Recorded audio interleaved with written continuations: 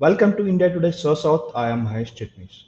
The Karnataka cabinet has approved a draft bill that mandates private companies to reserve a substantial portion of jobs in their respective companies for local candidates. The draft bill was approved by the cabinet during a meeting held on June 15, chaired by Chief Minister Siddaramaiah. The first question that will arise in everyone's mind is who are qualified as local candidates? According to the proposed bill, which is likely to be tabled in the ongoing assembly session, there are four conditions that one has to meet to be considered as local. The first condition is the candidate has to be born in Karnataka and lived in the state for 15 years. The second condition, the candidate must be proficient in Kannada, capable of speaking, reading, and writing. Thirdly, the candidate must have secondary school leaving certificate, that is the 10th standard certificate, with Kannada as a language. And lastly, if the candidate does not possess this, they have to pass Kannada proficiency test conducted by state designated nodal agency. Now, another question that arises is how much percent the bill mandates for the local candidates. The bill mandates 50% of the management positions and 75% of non-management positions in industries, factories, and other establishments reserved for local candidates. So, what is management positions? It involves categories like supervisor, managerial position, technical, operational positions, administrative, and higher positions. The bill proposes 75% reservation for non-management categories like clerical, unskilled, semi-skilled, and others. These are some of the contents of the proposed bill which has been approved in the cabinet. However, there has been no official confirmation on this.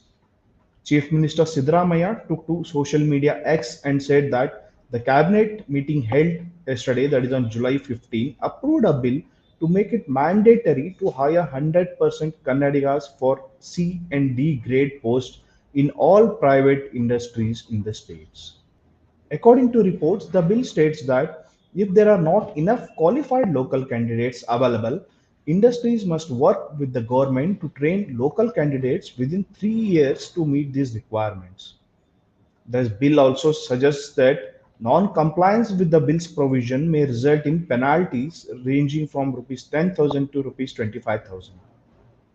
However, industry leaders like Mohandas Pai and Kiran Majumdar Shah have expressed their opposition to the bill through social media. Biocon's Kiran Majumdar Shah, in her social media post X, said that as a tech hub, we need skilled talent, and whilst the aim is to provide jobs for locals, we must not affect our leading position in technology by this move. There must be caveats that exempt highly skilled recruitments from this policy. She tagged Siddaramaiah, Deputy CM DK Shivkumar, and Minister Priyank Kharge. Mohandas Pai also took to Twitter and said that this bill should be junked. It is discriminatory, regressive, and against the constitution. Is government to certify who we are? This is a fascist bill, as in animal farm. Unbelievable that. Tagging Congress, he said, only Congress can come up with a bill like this. A government officer will sit on a recruitment committee of private sector. People have to take a language test, he questioned.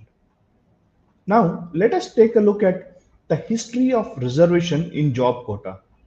Recently, Kannada organizations held rallies advocating for immediate implementation of Sarojini Mahishi report, which recommended job quotas for locals in government and private sectors.